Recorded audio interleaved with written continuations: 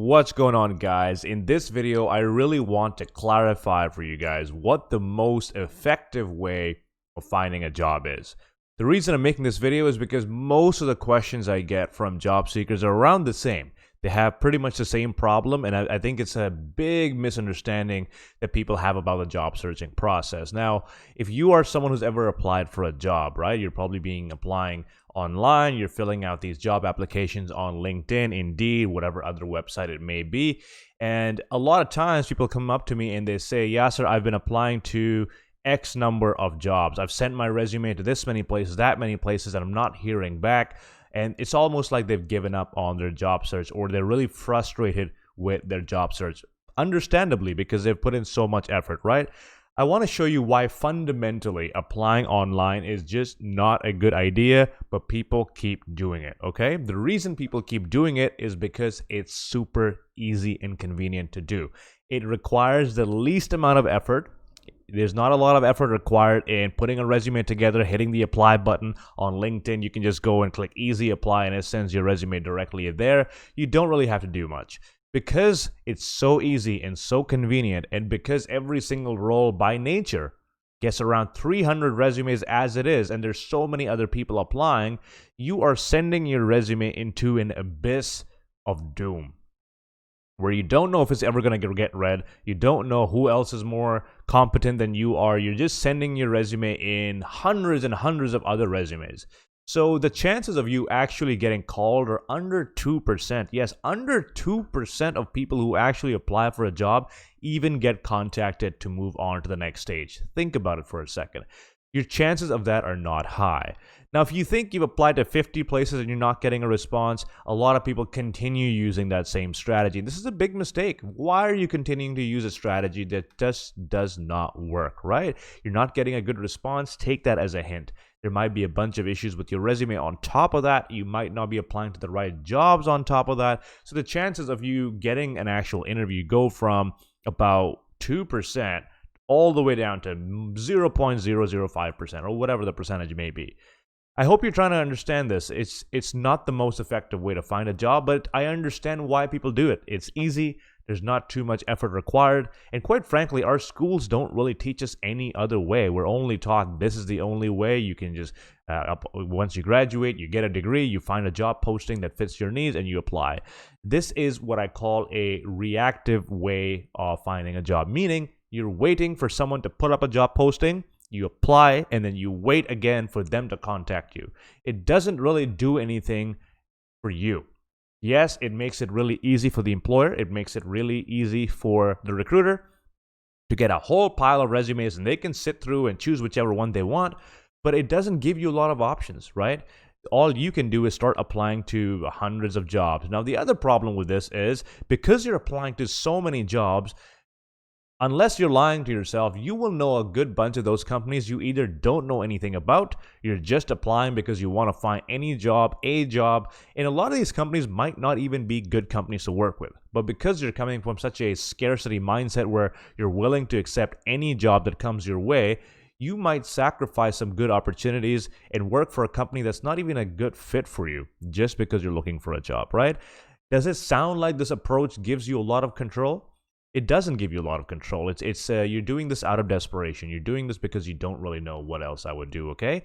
What I recommend, always what I recommend, is giving my clients, giving my students the actual power in the job search. I want them to pick and choose the companies that they want to work for, and I want them to target those companies and those companies alone, okay?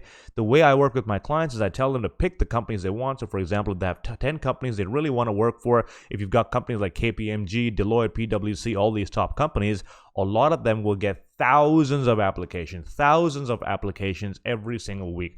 How do you intend on standing out when there's so many people applying?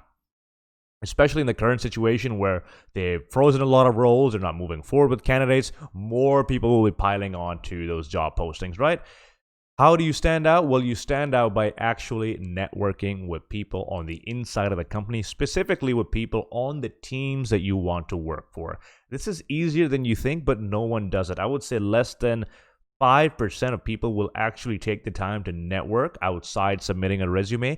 And out of those 5%, a good chunk of them don't really know how to do that. If your idea of networking is, here's my resume, please read it, or here's my profile, please review my profile, you're doing it wrong.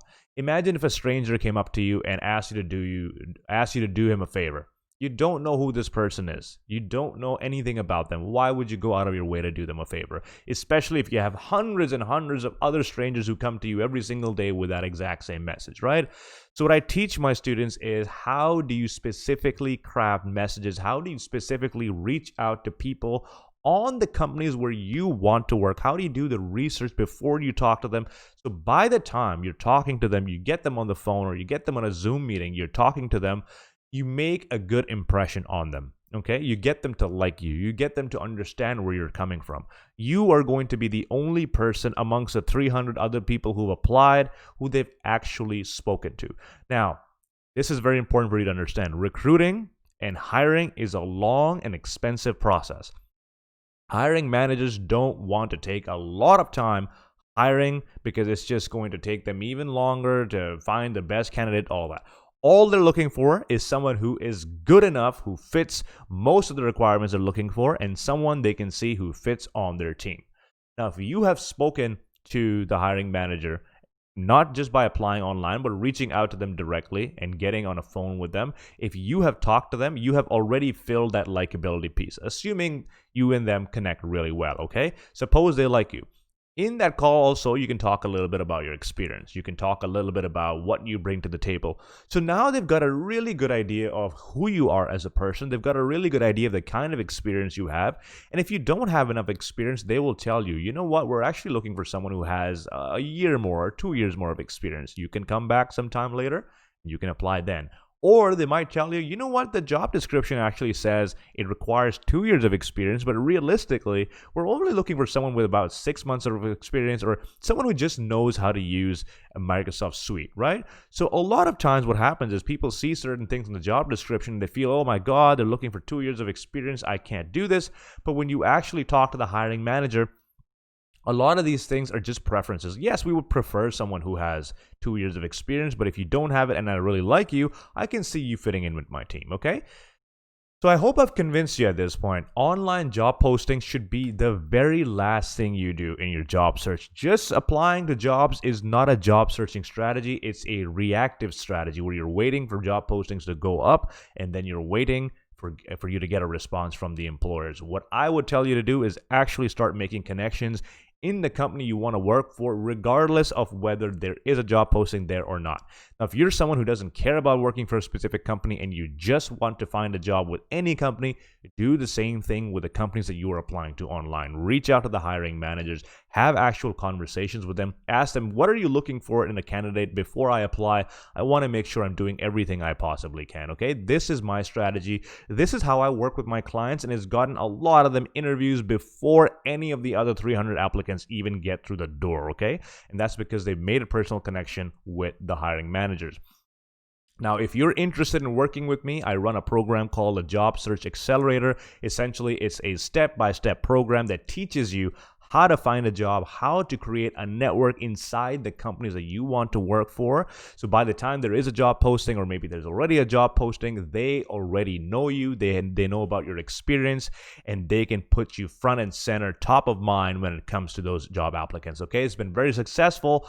I'm only accepting applicants based on email, so you can check some of the description, some of the comments in the description there. I'll give you instructions on how to apply for my program. Now, if you do want to find some tips on resume writing, I've got a free PDF as well in the description, 10 free tips for your resume. On top of that, I've got a full resume course for you as well to check out in the description. Make sure to like this video, subscribe to the channel, let me know what you thought, and if you want to see more videos, let me know in the comments. I will see you soon. Take care.